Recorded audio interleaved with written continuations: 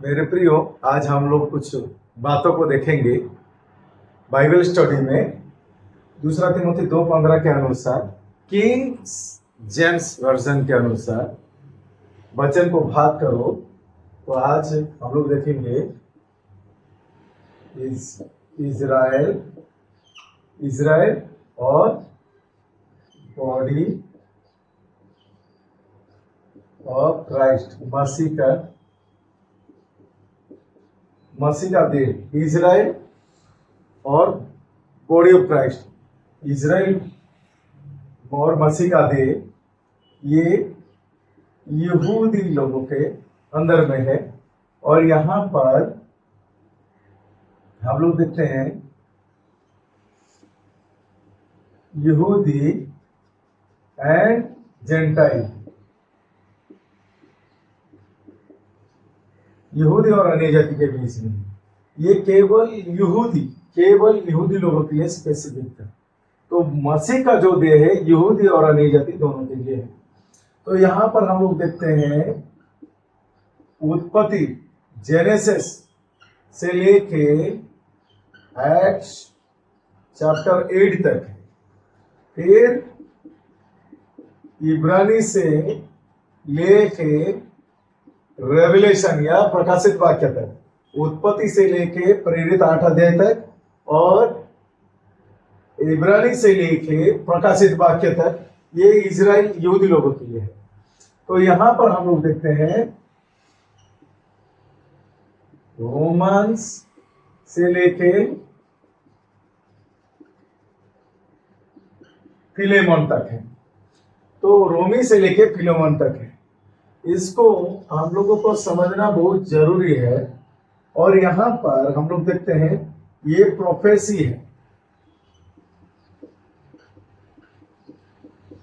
है, और ये मिस्ट्री है, ये मिस्ट्री है। और यहां पर हम लोग देखते हैं प्रोफेट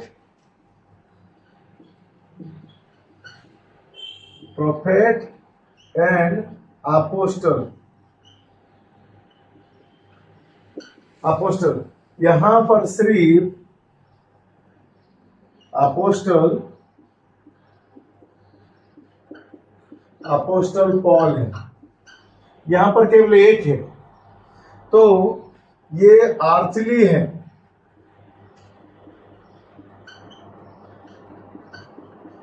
यहां पर हम लोग देखते हैं आर्थली है, ये स्वर्गीय है।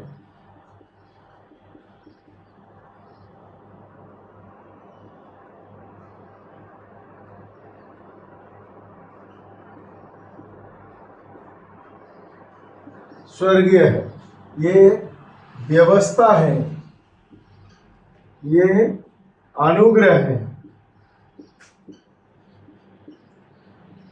ये अनुग्रह है। इसको समझना बहुत जरूरी है मेरे प्रियो। तो हम लोग देखते हैं यहां पर हम लोग को समझने की आवश्यकता है कि हम लोग अन्य जाति हैं,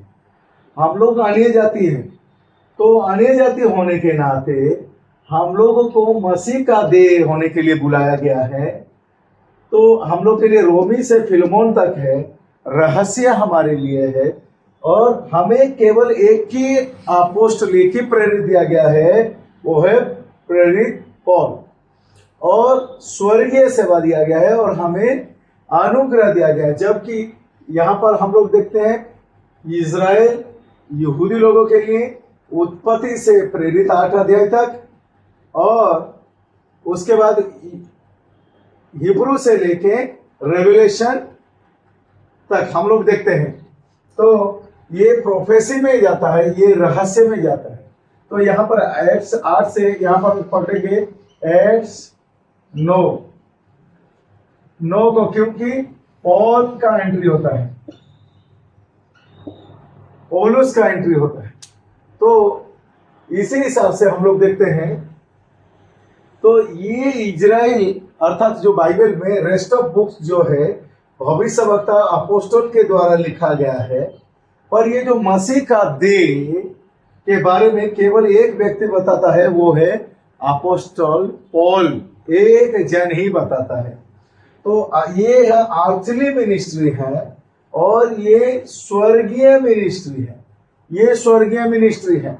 तो ये आर्चली मिनिस्ट्री जो है ये सेकेंड कमिंग को जोड़ देता है, और ये रैप्चर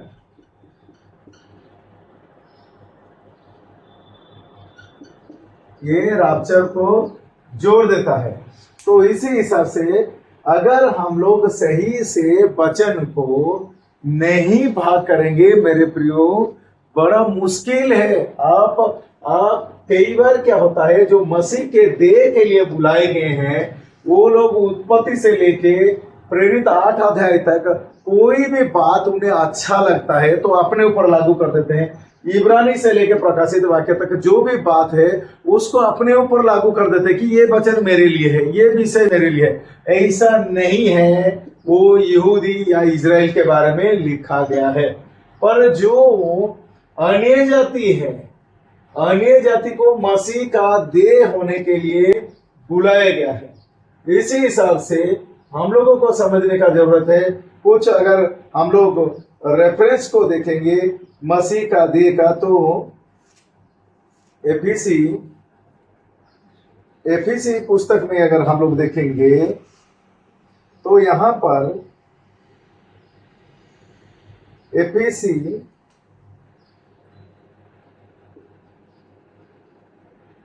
1:22-23 तो मसीह का देह के लिए बुलाए गए हैं। तो हम लोग अन्य जाति हैं, हमारे लिए जो लिखा गया है वो रोमी से फिलमोन तक लिखा गया है, और प्रेरित तो 9 अध्याय से पौलुस आता है, हमारे लिए आते हैं। तो ये रहस्य का पुस्तक जो पहले से किसी ने, ना कोई भविष्यवक्ता ना कोई प्रेरित के द्वारा बोला गया था, ये पहले कोई भी ना भविष्यवक्ता ना कोई प्रेरित ये जो बातों को सिखाया था, पहले से कोई नहीं सिखाया था, इसीलिए मिस्ट्री है। इस केवल अपोस्टल पौल ही दिया गया है यहाँ पर, और ये स्वर्गीय है, क्योंकि प्रभु यीशु मसीह जब धरती पे थे तो इजराइल और यहूदी के लिए जो लॉ था, जो व्यवस्था था, उसी को पूरा किए। पर स्वर्ग से वो पौलुस का चुनाव किए कि पौलुस को स्वर्गीय सेवा मिला और ये लोगों को धरती का सेवा मिला। पर पौलुस को स्वर्गीय सेवा मिला, धरती का सेवा में लॉ बहुत महत्व रखता है। स्वर्गीय सेवा में अनुग्रह, उसका अनुग्रह काफी है, उसका अनुग्रह पर्याप्त है। तो यहां पर हम लोग देखते हैं धरती का सेवा में सेकेंड कमिंग, दूसरा आगमन, पर यहां पर लिखा जाता है रैप्चर, उठाया जाना। तो मसीह का देह को उठाया जाएगा। इसी कारण मेरे प्रियो, आप सबों को वचन को समझने के लिए अपने आप को तैयार करने की आवश्यकता है।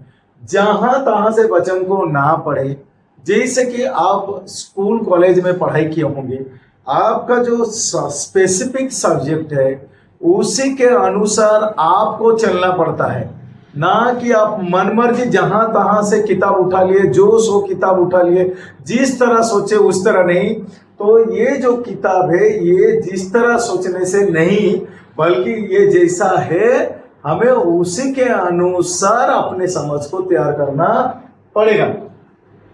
तो पहले पौल जो था वो ये लॉ को मानने वाला व्यक्ति था, उसका नाम साउल थे।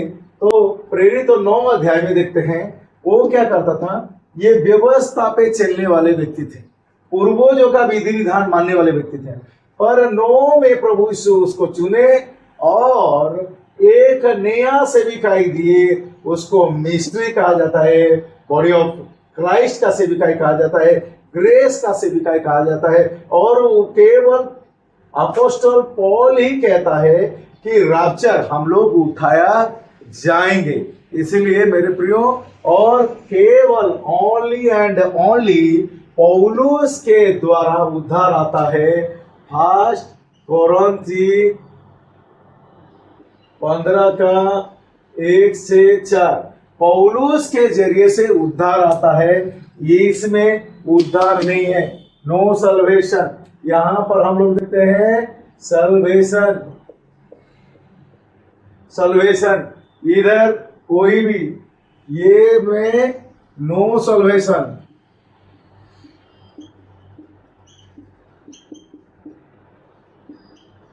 तो नो सल्वेशन, इसमें उद्धार नहीं है। पर यहां पर हम लोग देखते हैं उद्धार प्राप्त करके मसीह का देह बनते हैं, अनुग्रह से उद्धार मिलता है और रैप्चर में शामिल होते हैं। रैप्चर में क्यों? व्यवस्था के द्वारा कोई धार्मिक नहीं हो सकता, इसीलिए यहां पर उद्धार नहीं है, नो सल्वेशन, उद्धार नहीं है। इसी कारण आपको और हमें जानने की आवश्यकता है मेरे प्रियो कि हम लोग कौन सा बातों को पकड़ के चल रहे हैं। तो हम लोग कई बार इसको मिक्स कर देते हैं कि सारा विषय मेरे लिए है, सारा विषय आपके लिए नहीं है। क्यों नहीं है? आप इजरायली नहीं हो या आप यहूदी नहीं हो, पहले ये चीज को समझिए। आप अन्य जाति है, अपने में हो, अपने होश में आइए। आप अन्य जाति है मेरे प्रियो। आप ओवर एक्ट मत कीजिए, अर्थात दिखावा में मत जाइए। मैं ये हूं, मैं वो हूं, ये सब आप अपने समय को बर्बाद कर रहे हैं, वेस्ट कर रहे हैं। जैसे लिखा गया है उसको आपको समझना है। अगर आप उस चीज को मानते हैं तो ये फ्री में मिला है। ये 100% गॉड्स वर्क, 0% मैन वर्क। यहाँ पर 100% गॉड्स वर्क, ये ईश्वर का काम है। यहाँ पर 0% मनुष्य का काम है। यहाँ पर क्या है? ये मेन्स वर्क, लो आपको आज्ञाएं मानना पड़ेगा। पर लोग आज्ञाएं पसंद नहीं करते हैं, सिर्फ इधर का जो चीन चंगाई, भविष्यवाणी, आश्चर्य कर्म, उसी को पसंद कर रहे हैं और बोलते हैं कि नहीं हम लोग प्रभु को मानते हैं।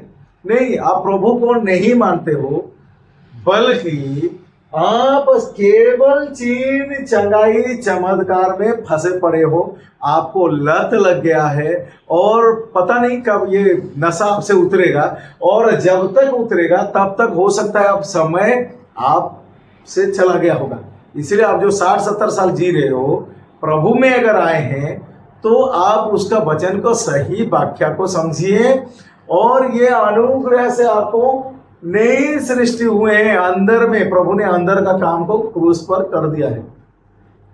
इसी कारण आप ये चीज को जब समझ लेंगे, प्रभु अपना काम कर दिया है अंदर का, बाकी जो बाहर का काम है, अगर आप पढ़ाई कर रहे हो अच्छा से पढ़ाई कीजिए, काम कर रहे हैं अच्छा से काम कीजिए, लगन के साथ काम कीजिए, सरकार को मानिए और परिवार को अच्छा से संभालिए।